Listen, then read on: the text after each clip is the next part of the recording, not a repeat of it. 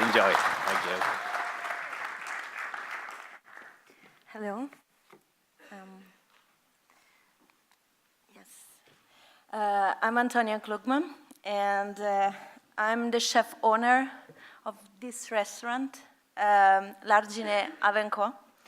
It's located in Friuli, Venezia Giulia, a little region, really little, in the northeast of Italy, bordered by Austria and Slovenia.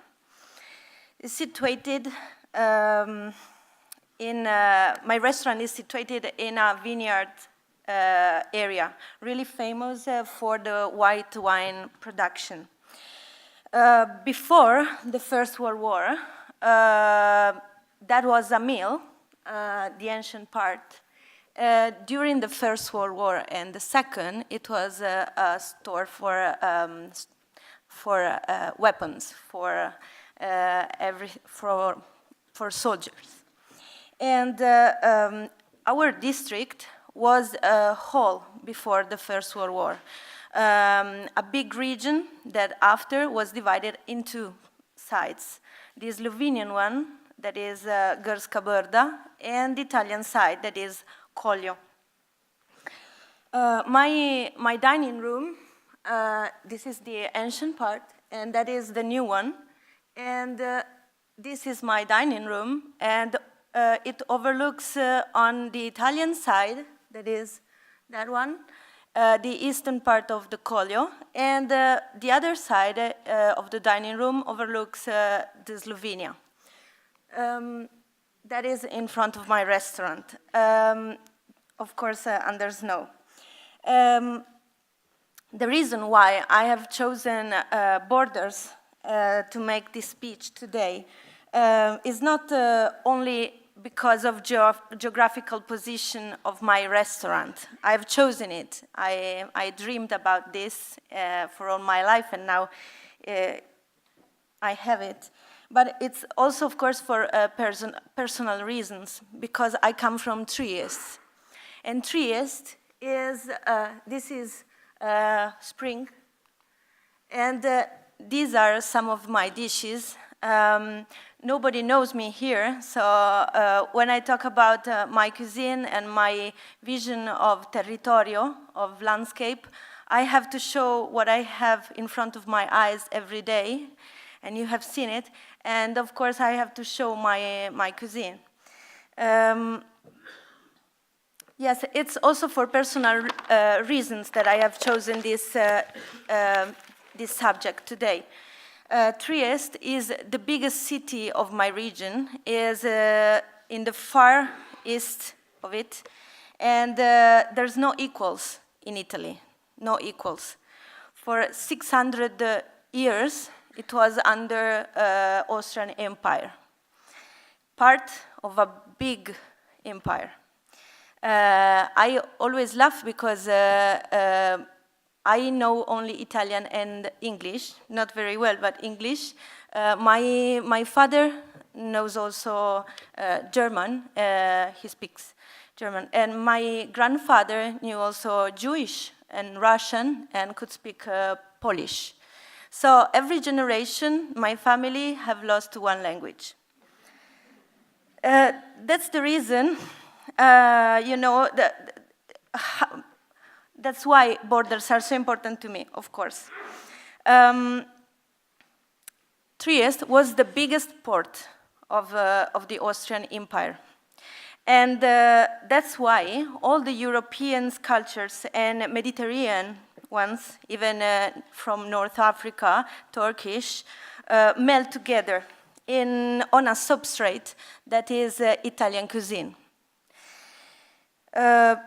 That's an exceptional melting pot. During centuries, of course, Trieste, as my little countryside, was theater of war. And of course, also for the position. And in cuisine, this cuisine has become the evidence of this, of the history of my region. Because spontaneously, cuisine has absorbed all those different cultures. Layering, layering traditions. And mixed families and travelers helped this mixing process. It takes time, a lot of time, because this layering process is really profound and deep in my town, native town. And that's why it's correct what he was saying about me. It's not a modern fusion. It's not something related to fashion. And usually, we have this vision of Italian cuisine, traditional one, that is something crystallized, and that the modern chefs have to rethink about the tradition to personalize it. But in my region, this process has become a reality in the families. Tensions and politics questions have built pluralistic, multi-ethnic society. Greece, Serbians, Croatians, Jewish, Austrians, Deutsch, even British, and even, I don't know, French have arrived in my city.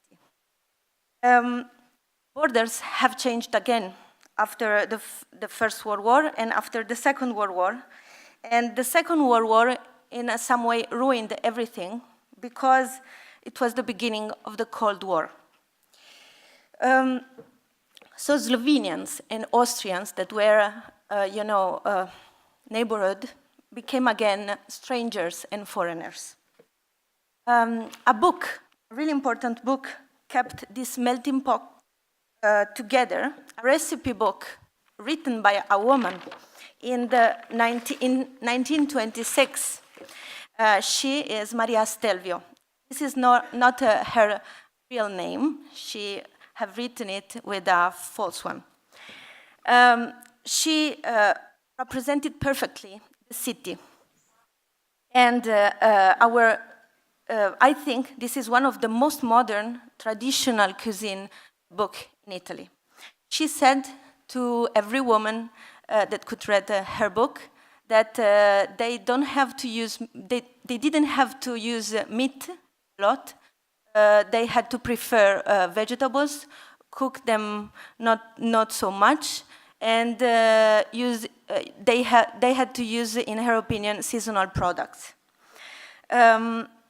And her book also is interesting because she mentions the traditions where a dish comes from, but explain that in the city, nobody tried to copy the original pedissequently, because it's impossible. And that everybody have to use local ingredients with their own sensibility. That is what now is on the edge in Italy. Cucina del territorio. And she described it 80 years ago. Most of the chefs do not live anymore in their native cities, even in Italy. And so our job now is developing our own kitchen using local ingredients, not forgetting where we come from. My cuisine now is the consequence of this vision of the others, a resource, not a limit.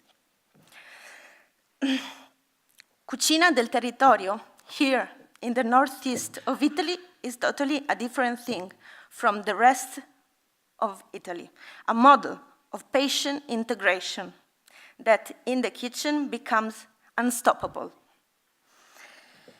Because political borders are only temporary and only a slowdown. And now,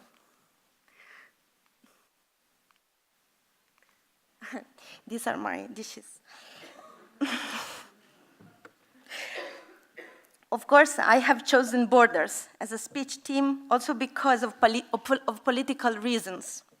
Because I think that how we react to borders and how we perceive to foreigners is fundamental to define who we are and where we want to go at social level and in personal careers and life.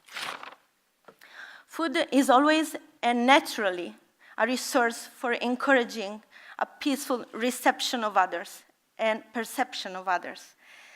Now in Europe, what was something good and modern as integration has become something scary. Today, again, and walls have become a way used by states to make people feel comfortable and safe, and to protect traditions and customs. But maybe traditions and customs in cuisine are too strong for walls. Thank you.